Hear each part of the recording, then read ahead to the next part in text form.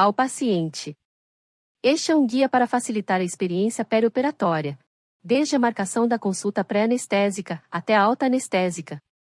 Para que ocorra de forma tranquila, é importante a leitura e compreensão das seguintes informações. O que é anestesia? É a área da medicina que cuida para que os pacientes que precisam fazer uma cirurgia ou exame não sintam dor ou desconforto. Ela dará ao cirurgião a melhor condição para a realização da cirurgia, e ao paciente, o conforto de um procedimento sem dor.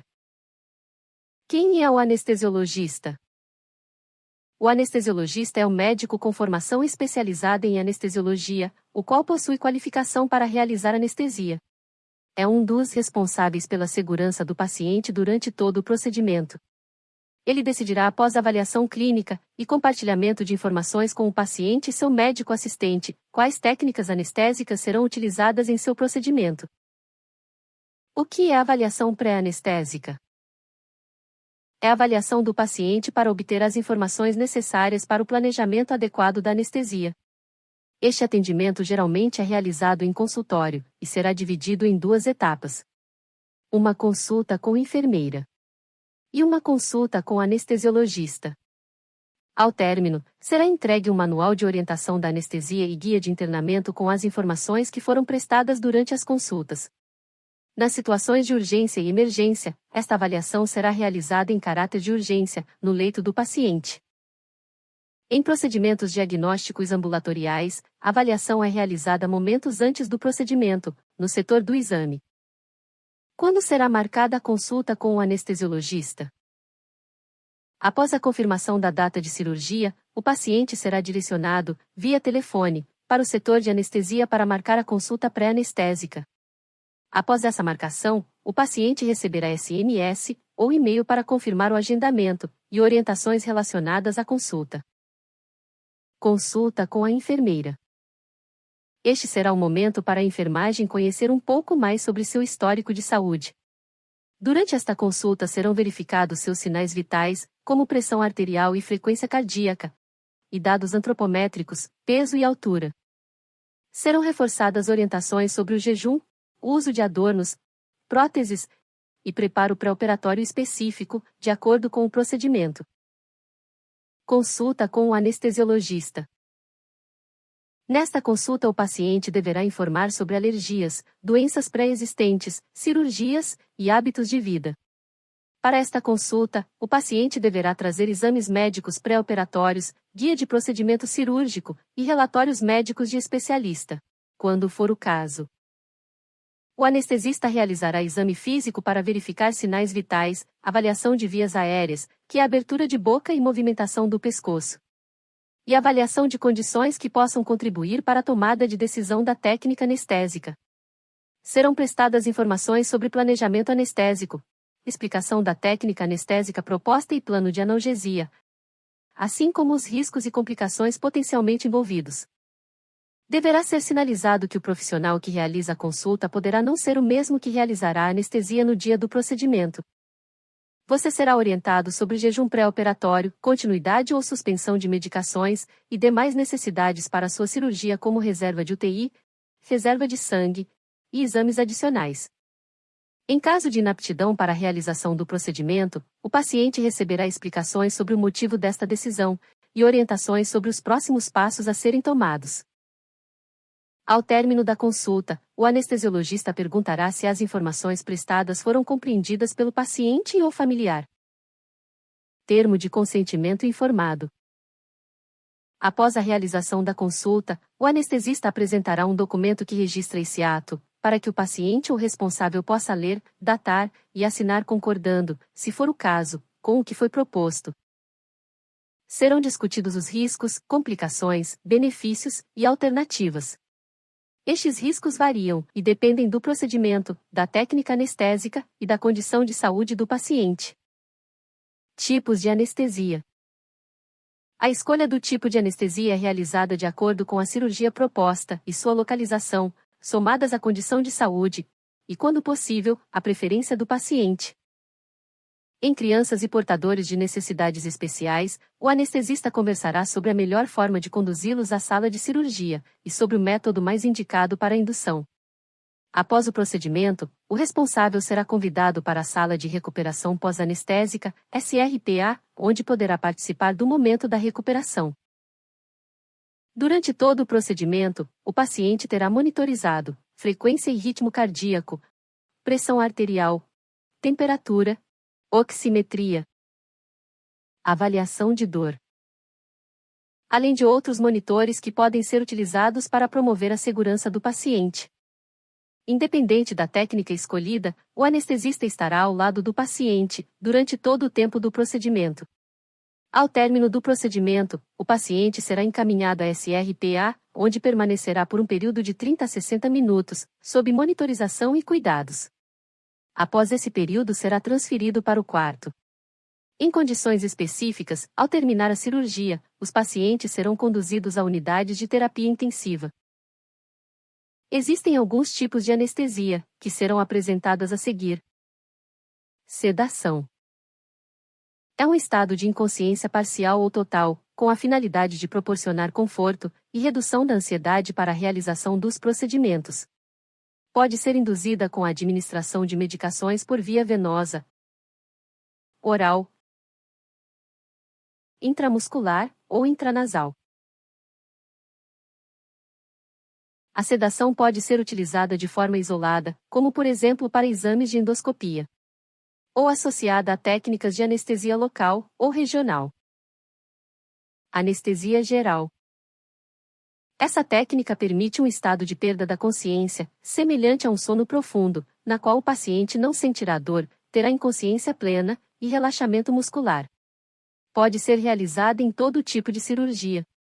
Nela, há o controle dos dados vitais e da respiração, pelo médico anestesista, que escolherá a melhor alternativa, seja com o uso de uma máscara facial, máscara laríngea, ou através de intubação traqueal, para garantir esse controle.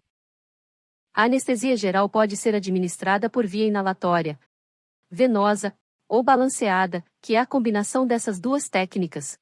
Ao término do procedimento, a anestesia é interrompida. O dispositivo da via aérea é retirado, e o paciente respira normalmente. Pouco tempo depois ele desperta. Bloqueios espinhais. Algumas cirurgias podem ser realizadas através de raquianestesia, ou peridural, que consiste na injeção de medicação sob a coluna. Com estas técnicas, os nervos ficam anestesiados por um período, impedindo que você sinta dor e mexa as pernas.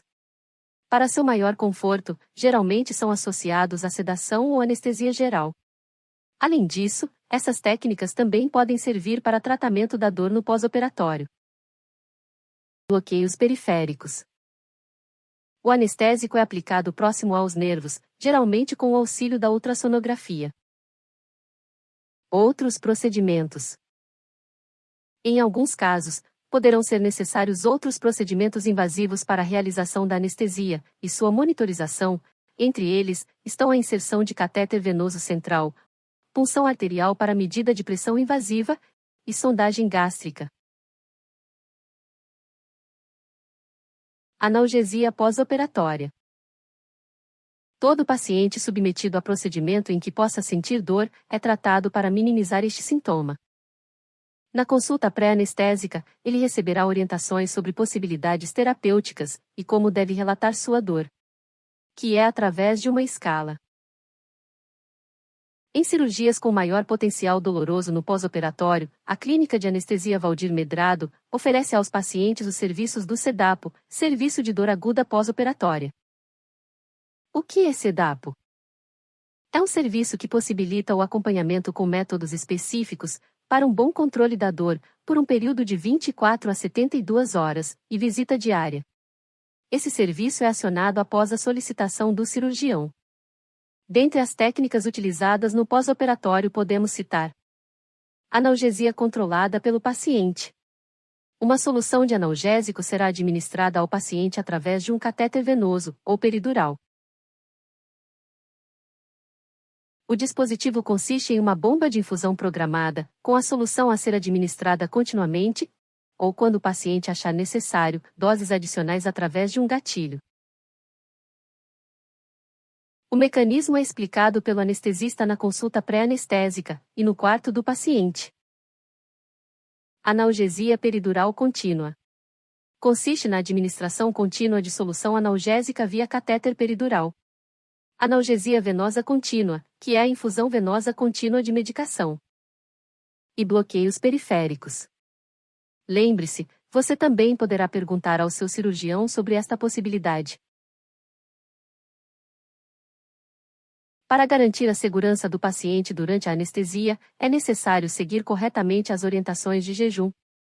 O jejum pré-operatório é importante para reduzir o risco de vômito durante a anestesia, o que pode causar complicações sérias, como uma pneumonia aspirativa. Para adultos, orientamos um jejum de 8 horas. Sugerimos a ingestão de líquidos claros como água, chá claro, água de coco e isotônicos. Você poderá tomar 200 ml a cada 2 horas. Mas atenção! Faltando 3 horas para o horário programado, você não poderá ingerir nada, nem mesmo água. Para crianças maiores de 6 meses, o jejum recomendado é de 8 horas para alimentos. Ela poderá tomar líquidos claros de forma fracionada, 10 ml por quilograma, a cada 2 horas. Até 3 horas antes do procedimento. Por exemplo, uma criança de 8 quilos poderá tomar 80 ml de líquidos claros de 2 em 2 horas, durante as 8 horas de jejum. Mas tem que suspender todo e qualquer consumo, 3 horas antes do horário. Em crianças lactentes ou em amamentação exclusiva, o jejum será de apenas 4 horas antes do procedimento. Evite jejum prolongado. Remédios e medicamentos. De uma maneira geral, medicações via oral devem ser mantidas até o dia da cirurgia. Caso já esteja em jejum, poderá ingerir com pequena quantidade de água. O paciente será orientado no momento da consulta pré-anestésica quanto ao uso de antidiabéticos orais e insulina. Algumas medicações que interferem na coagulação do sangue provavelmente serão suspensas, de acordo com cada caso. Toda a suspensão de medicamentos deve ser discutida pelo seu anestesiologista ou médico assistente. Não suspenda por conta própria nenhum medicamento. Antes do procedimento. No dia anterior à cirurgia, o paciente será contactado por telefone, confirmando o horário da internação. Lembre-se de confirmar o horário previsto para o procedimento. Respeite os intervalos orientados para o jejum, evite alimentos ricos em gordura na véspera e no dia da cirurgia. Evite a ingestão de bebidas alcoólicas nas 48 horas que antecedem o procedimento. Retire suas joias, maquiagem, esmalte de unhas, unhas postiças, lentes de contato, cílios artificiais, piercings e apliques de cabelo sintéticos. Óculos e próteses dentárias móveis podem ser levadas para o hospital, mas será necessário retirá-los antes do seu procedimento. Se nos dias que antecedem a cirurgia você apresentar sintomas respiratórios, diarreia, vômitos ou febre maior que 37,8, comunique o seu cirurgião imediatamente. Caso desista do seu procedimento por algum motivo, comunique o seu cirurgião e o hospital. No dia do seu procedimento, compareça ao hospital no horário estabelecido, portando os seus documentos, exames pré-operatórios e termos de consentimentos. Siga todas as recomendações que lhe foram entregues na consulta pré-anestésica, além das recomendações específicas do hospital e do seu médico assistente. No centro cirúrgico, o anestesista vai se apresentar ao paciente e familiares, confirmar algumas informações e conversar com o paciente sobre a técnica proposta. Após as confirmações, será feita a monitorização básica que inclui pressão arterial, oximetria de pulso, temperatura e ritmo cardíaco.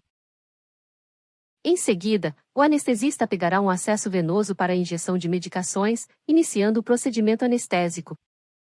Em crianças, as confirmações serão na presença de um familiar ou responsável, e a abordagem anestésica poderá ser diferente, mas sempre garantindo toda a segurança necessária. Orientações pós-anestésicas. Após a anestesia, você deverá seguir as orientações do médico assistente, e só se levantar do leito após sinais vitais estáveis e bem acordado. A alimentação será liberada quando o médico assistente permitir.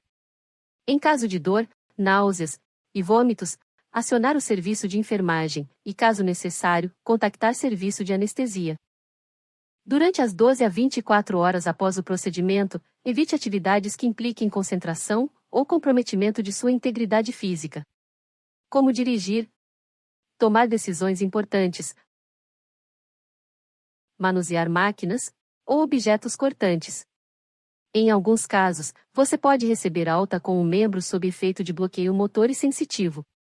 Mantenha os cuidados e evite andar descalço, manusear objetos aquecidos ou pontiagudos, pois você poderá se machucar e não perceber. Em algumas situações após anestesia sob a coluna, o paciente pode sentir dores de cabeça, com características específicas. Caso aconteça, o paciente deverá retornar ao hospital ou contactar o Serviço de Anestesiologia CVM. Para procedimentos com alta no mesmo dia, é imprescindível a presença de acompanhante maior de 18 anos. A Clínica de Anestesia Valdir Medrado está à disposição para esclarecimentos necessários.